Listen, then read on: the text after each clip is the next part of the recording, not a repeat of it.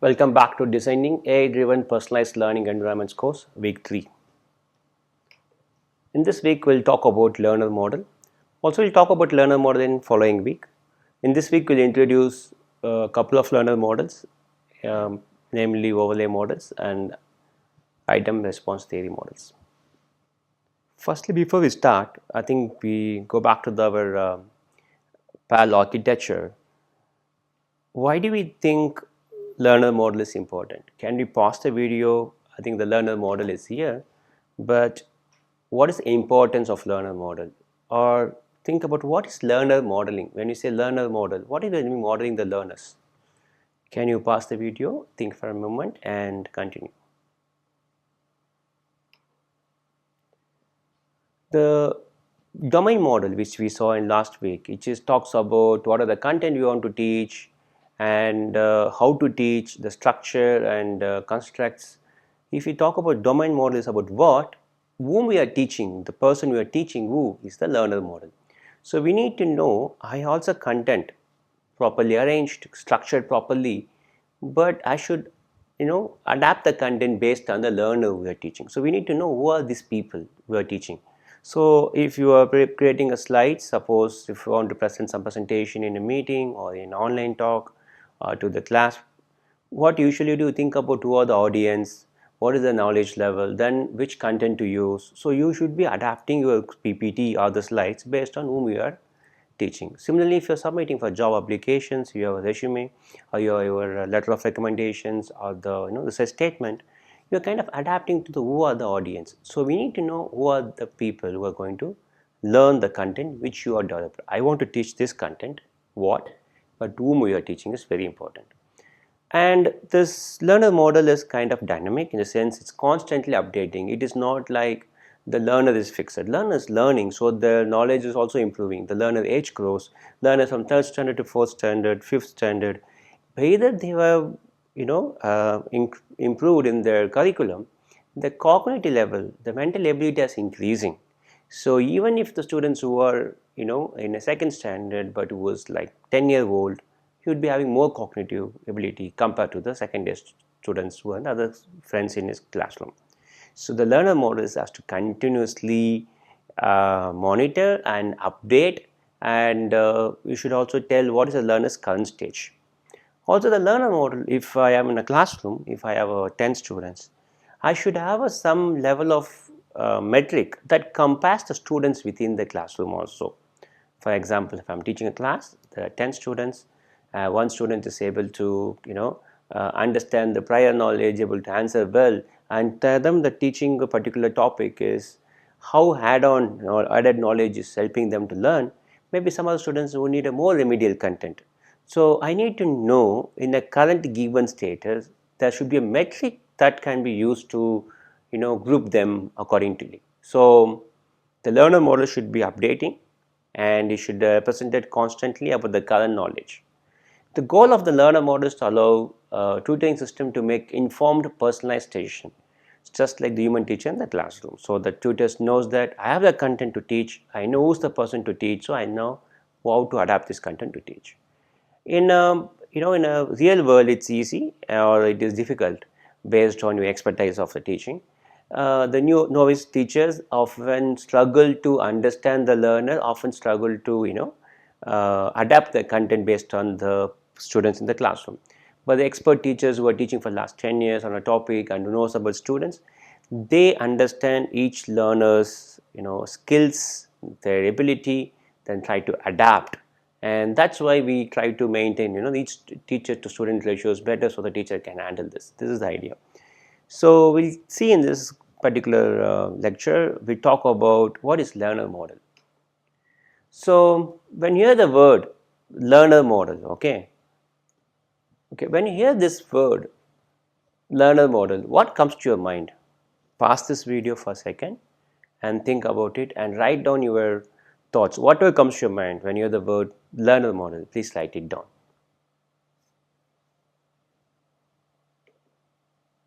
You might have thought about grades because we gave the example of a classroom and the teacher is teaching to students. The grades is the a very good measure of understanding each learner. You might be thinking about what are wrong answers the student gave. Maybe a particular student would be giving wrong answer in a particular set of topic, so I should give a more detail to it. Some might have thought attendance also. No, it's some students are regular to class, some students is not attending in the class. Some might have thought learners activities. For suppose learners engaging mostly, they're answering well, they're actively participating in the activities, they're completely into learning in the class. But is this what we call as learner model? So in an intelligent tutoring system, this learner model is not enough. These are good. These are good to understand about learners' performance, their attendance, or learning activities. Let's convert these three things into a new paradigm, and that's a new words in the. We'll connect it to the set of frameworks. So what we model, when we model, we try to model according to set of established frameworks for the learners. So there are many frameworks, many constructs possible. For example, I talk about cognitive engagement. I could be talking about students' curiosity, students' negotiation skill, students' communication skills, the critical thinking. The different C's and everything come up. The very good models are called self-regulated learning. The sense the student is able to regulate their own process, that is a planning. Then they try to something, they adapt the strategy, they measure them. So there's a couple of established frameworks to model the learners, but we'll be modeling something using three different parameters. One, cognitive state, that is the knowledge. That's kind of what we saw in the last slide also. What concept do they understand? Do the students able to apply the given set of rules for the given problems?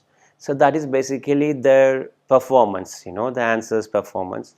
And we know what kind of wrong answers they make, like we saw in last week.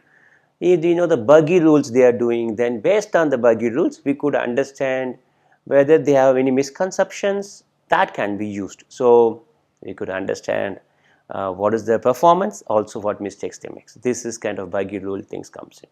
So but in the personalized adaptive learning environment, we need to more, we need to collect their response not as abstract, like out of 10 questions student did 8, which questions they had a struggle, how much time they spend on each question. Those things are very important in the learner modeling in the PAL system. The other thing we could observe is behavioral state.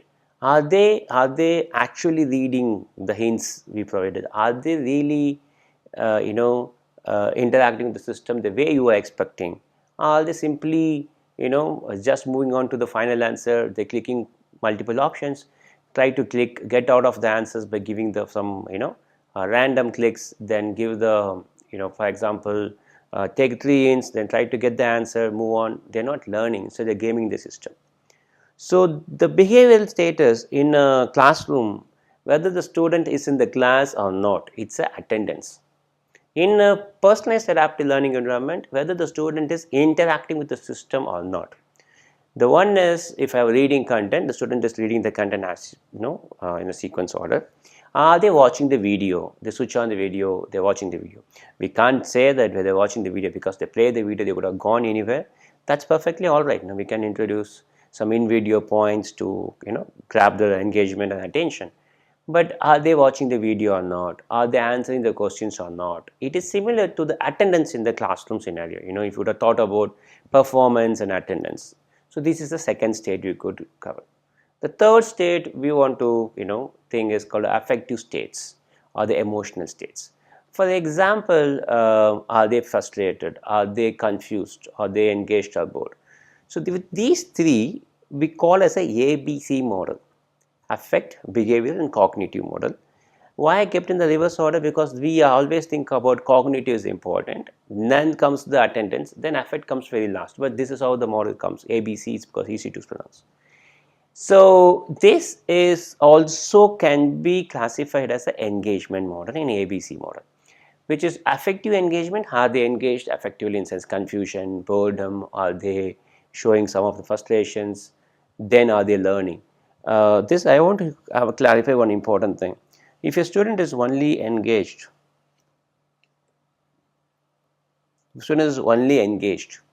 and they are kind of always engaged in a system, which means they are not learning. As it is necessary for students to get confused. It is necessary for students to struggle somewhere. Oh, I'm not able to do, I'm not able to understand, try again. They might get frustrated later. It's fine, it is not a problem. But boredom is the issue. If the students is getting bored, yeah, they might be dropping out of the course. That's the problem. Otherwise, being frustrated or confused is perfectly okay. So affective states is important. It's called affective engagement. And behavioral engagement in the sense they are actually in the system. They are reading, they're watching video. It's a behavioral. They know that we know that they are actually in the system. Then there comes the cognitive engagement. They are in the system, but they are not actually uh, focusing on the content we are teaching. So that's a cognitive engagement. So to measure cognitive engagement, we can use some of the more fine grained clickstream data. To measure the behavior engagements, we can measure are they in the system or not, are there clicks for every 10 seconds or every 15 seconds. To measure the affect engagement, we could use the clickstream data, the actions they perform, or the facial expressions, or the eye gaze data, or the posture, gesture.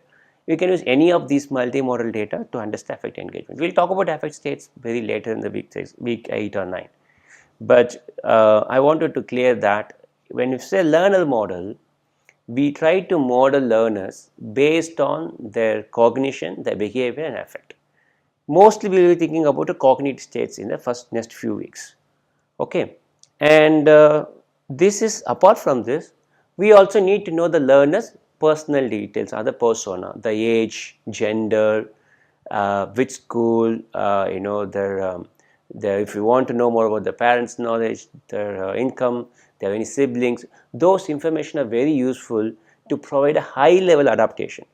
But in our intelligent tutoring systems or the PAL course, we are considering when they are interacting with the system, what is the cognitive state? We are not worried about their personal background. If the student picked the class 6 content, if he is interacting with the system, is he doing it correctly or not? A student might be from the class 8, doesn't matter. If you are picking a class 6 content, how is he learning? If you learn better, move on to class 7. If you learn better, move on to class 8. That is the level of um, modeling we are trying to do. Of course, the personal data is important, we keep it, but that is for the higher level adaptation to give a rich content. But here within the system, we talk about the micro level adaptation. So this is the one stage.